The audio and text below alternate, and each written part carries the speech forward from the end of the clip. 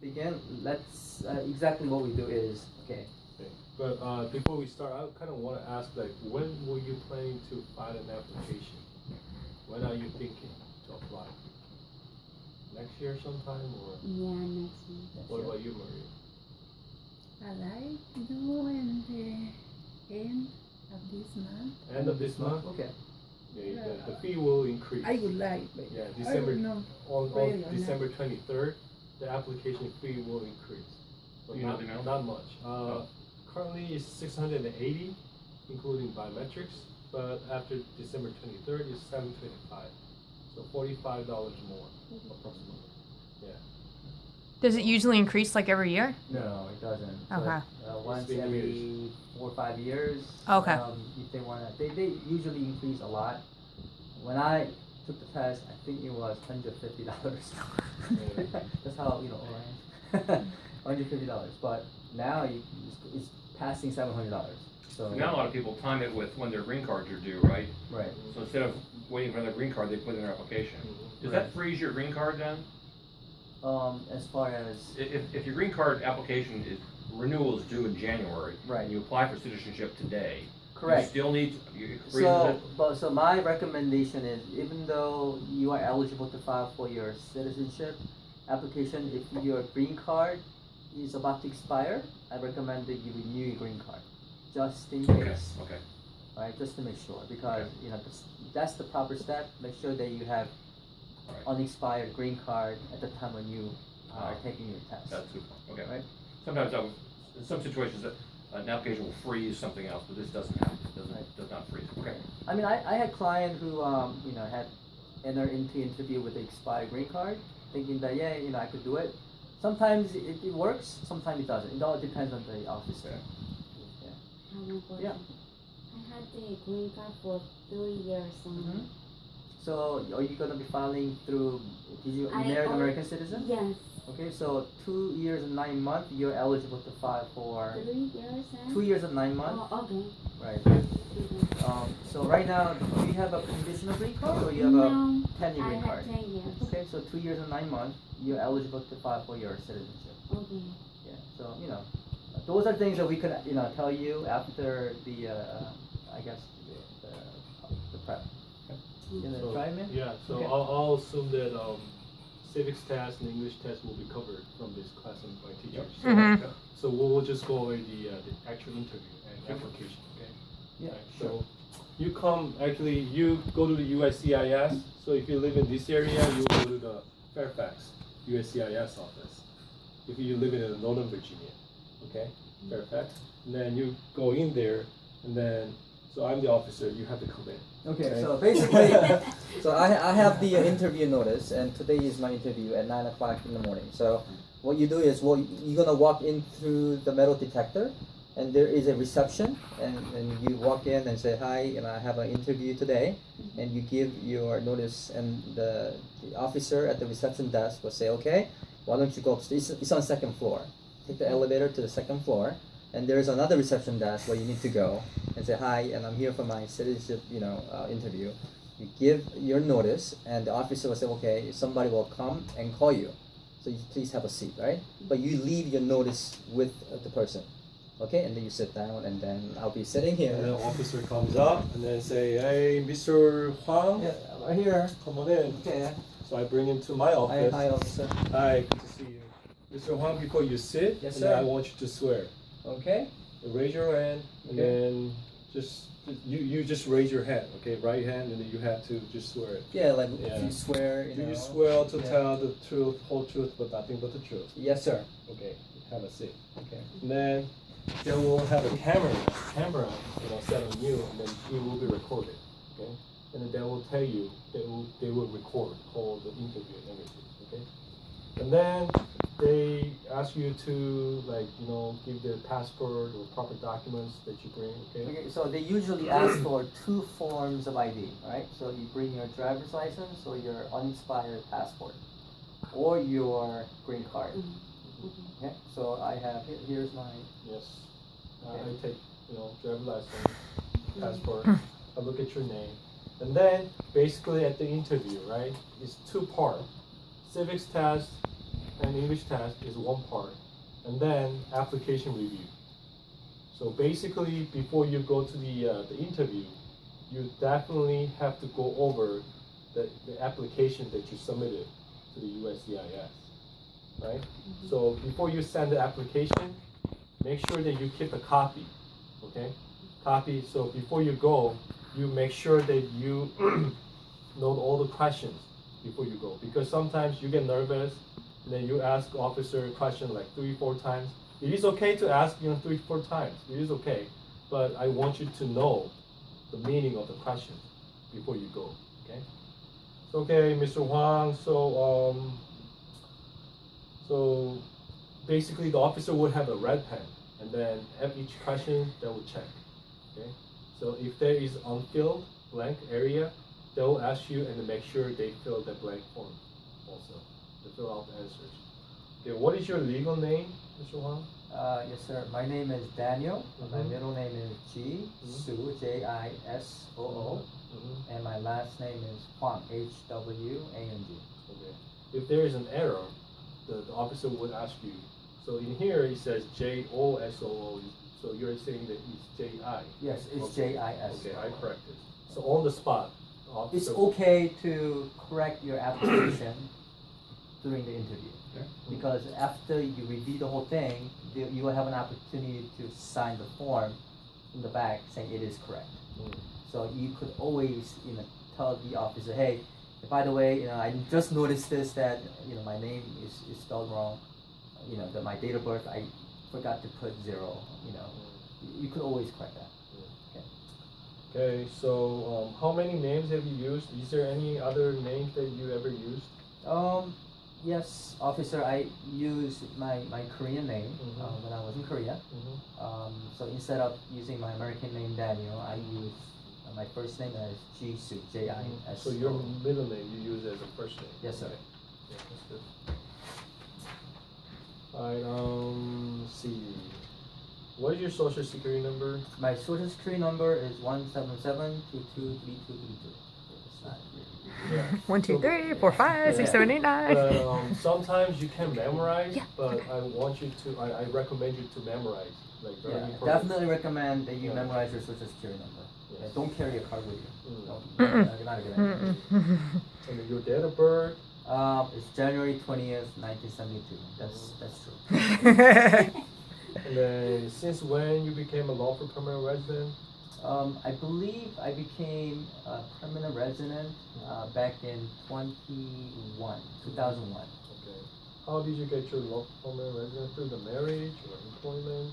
Or? Actually, my grandfather, who was a pastor in Korea, he was invited to the United States and he became a citizen, and he invited the whole family to the U.S. Okay.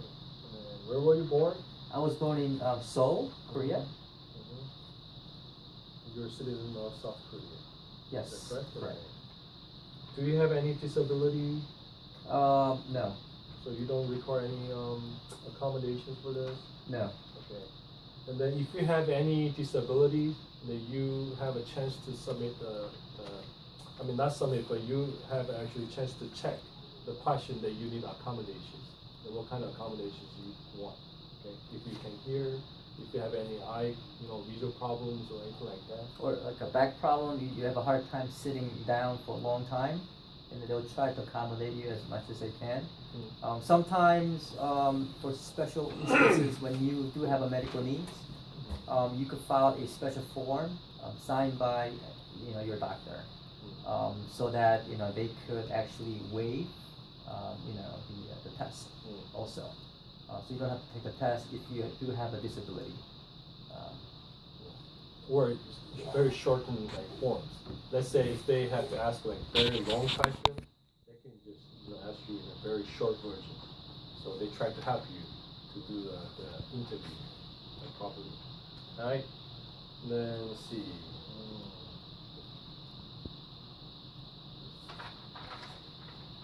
So what's your daytime phone number? It's 703-822-1025. Okay, and then your mobile phone number? That's actually my mobile phone number. I don't Okay. have a home phone number. Okay, that's good. And is this email address correct? Daniel@bluecornerlaw.com? Yes, that's Okay. my email address. Yes. Okay. Let's see. You filled out all your address for the last 5 years. That's correct. Okay, and then do you still live in this address? Yeah, 8280. 84 Powderbrook Lane. Okay. Yes, that's where I live Okay. right now. I've been living there since 2012. Okay. So they go over all, because in here application, they have all the questions about your current address, your physical address, then your address for the last 5 years.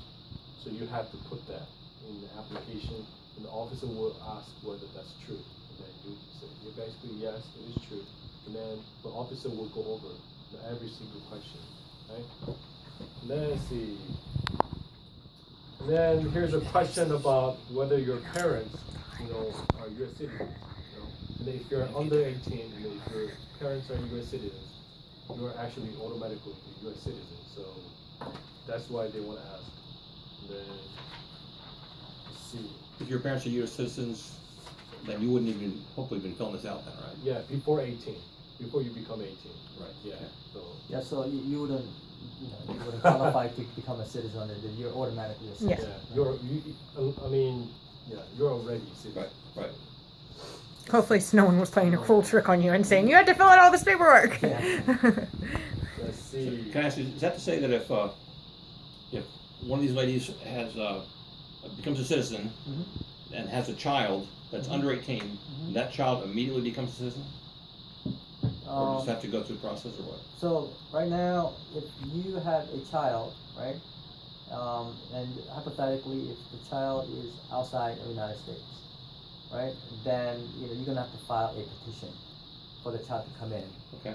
right? But if you came in legally together, okay, and you are eligible for citizenship, Mhm. then your child is is also a citizen. Okay. Right? But if your child is outside, then most likely you have to file a separate petition to become a citizen to bring the child over there. Okay. Let's see. Right. So your ethnicity. So are you Hispanic or white? I am considered Asian. Okay. Right. Yeah, you check the Asian. And your height. Hopefully, I would like to be 6 foot, but 5'7", unfortunately. Your Yes. weight. 155 last time I checked. And hair. Let's see, black. Black, yes. You check black. My hair, eye color is brown. Let's see. So here's another section, page 6 of the application, like address. It will also have a question asking you, where you work for the last 5 years, or if you attended school, where did you go to school for the last 5 years? So the information about your employer, like your employment history and your school history. So the officers will go over your employment history and school history. Yeah. Now, don't forget, if you put where you live for the last 5 years, where you worked for the last 5 years, where you went to school and graduated, hypothetically, that's all has to be supported by documents, right? So, you need to prove it by, if the officer says, okay, I have all this list of addresses, where you work, where you live, you need to be ready to back it up with paper, right? You bring things with you. Right, like lease agreement, right, where you live, or mortgage payment, when you're paying a mortgage for your house, and also where you work, W-2s or 1099, or employment letter, pay stubs, right, to prove that yes, this is where I work, this is where I went to school, so make sure what you put it in, you always have to, have papers to back it up. Would rent, like, if you paid rent in an apartment, would that, like, could you go to the bank or look online and get past rent checks or something? I'm just trying to think, yeah. like, if I don't know if people would keep, like, their leases from 5 years ago. Do you know? Yeah. If if you move, like, once a year or something Yeah. like that. So usually, yes, you could try to backtrack it by proof of, your Like a bank statement or, statement. yeah, okay. right. Well, starting today, these two ladies will keep all those things. So next page, page 7, there's a question about, like your trip outside of the United States. So in order for to be a citizen, right? If you are filing the citizenship based on your marriage, right? For the whole like 3 years, you have to continuously reside within the United States, right? More than a year and a half, right? So that's why there's a question about how many times have you traveled outside the U.S. And then once you travel outside the U.S., how long, right? So the trip should be less than 6 months, one single trip. Okay? So what about you, Maria? Like how long have you been permanent resident? I did since 2009. 2009. And then how did you become a green card holder? Married? Yes. Okay, yeah, so the same thing applies, for the last 3 years, you have to be residing in the United States continuously more than a year and a half, right? Yeah, so the best example is if you plan to go outside the United States to travel or stay out, go back home and to see your family or relatives, we recommend you don't go more than 6 months, because if you do, then that cuts off your Continuous residence. continuous residence in the U.S. Alright, so we recommend that if you do travel less than 6 months, and also we do recommend that you do apply for a travel document if you are thinking about going out more than 6 months or up to a year. Okay, that's another issue about having a green card. Green card is you have an intent to stay. It says permanent, but it's not permanent if you go out and live in other country for a long time, right? So you're not supposed to do that. So Mr. Huang, have you, let's see, how many total days did you spend outside the U.S. during the last 5 years? Last 5 years, let's see. Most recently, I went to India for about 8 days, and I've been to Canada for 3 days. 3 years ago, and I believe went to India twice already, back in 2012 and 2013, total of 2 weeks. So even before the interview, you definitely submit this application, and then like how many days you've been to this country, country A, country B, country C, and then you'll definitely know how many days you spent there. So I mean, it is the best if you know the exact, how many days you've been outside the U.S. But sometimes people don't remember it. But try to accurate as much as you can, because look at your passport. Because I look at passports, Yeah. you can look at the stamps on your Stamps. passports and Yeah. see. Right? So This is actually made it easier. Before they ask you since you became a permanent resident. Oh. yeah. So like person like myself, I remember looking at it, I said, wait a minute, that's since, like 10, 15 years ago, like something like that, right? And it's almost impossible to kind of remember. Yeah. When Who keeps their passport that long Yeah, too? exactly, right? So hopefully, you remember last 5 years. In Yes. my case, I drove twice to Mexico, Okay. but they don't check passport. Mm-hmm.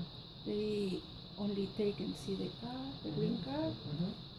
and I don't know. Okay. I remember for 1 year I was 11 days, Yeah, 11 days. and the second year maybe 12 days. 11, 12 I'm days. not very. No I'm problem. trying to Yeah, find. I think the word they're saying is if you start talking months, Yeah. that's when you're starting to get into a little bit more. Because, try to trouble. be, try to, let the officer know, like exactly what you told me, about 11, 12 days, and that's fine because they also have a record too.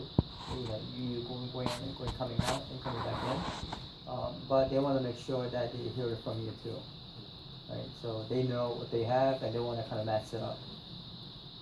Okay. Okay, so are you currently married? What's your marriage status? Yes, I am married. So, then if you're married, is your spouse currently a member of U.S. Armed Forces? No, she's not. Okay. And how many times you been married? Married once. Once. Okay. See. Hopefully just once. If you're married now, what's your wife's name? Her name is Grace Moon Jung Hwan. Okay. And she used other names, like other names? Grace? Korean name. Her middle name used to be her first name. Okay. That's what it says here. When did you get married? Wow. I Well, my want wife- to. I want my- to tell well, your my wife. wife's not here. Got married back in 2001. 2001. Okay. And what's her date of birth? Her date of birth? Mm-hmm. Okay. 10/10. You know, I always thank God that she was born in 10/10. 10. Yeah, 1971. Yeah. I'll ask you, because my wife's 10/9, so Oh. it's kind of small, every time, I'll Yeah. ask you. Yeah. This is on video, so Oh, your right, wives yeah. can see this now. Just to let you know. I see. You guys living together? Yes, sir. Okay, the same address? Same address. Here. Okay, it's the same address. Let's move on. See, you gotta notice why they're asking that, because it's obvious if you're married, you live in the same address, right? But sometimes, they do live different addresses because of work, or maybe they're separated. And especially that could be an issue, especially people who obtain the green card through marriage, right? They have to make sure that it wasn't fraudulent, that it was a bona fide marriage. And so they want to make sure. Because this is the citizenship is the last chance for the officers to catch the fraudulent marriages, misrepresentations, and stuff like that. So, right? Let's see. What's her? Is she also U.S. citizen? She's an American citizen, yes. Was she naturalized or was born here? She was naturalized. Okay, when? I believe 5 years ago. Okay, so I see the date here.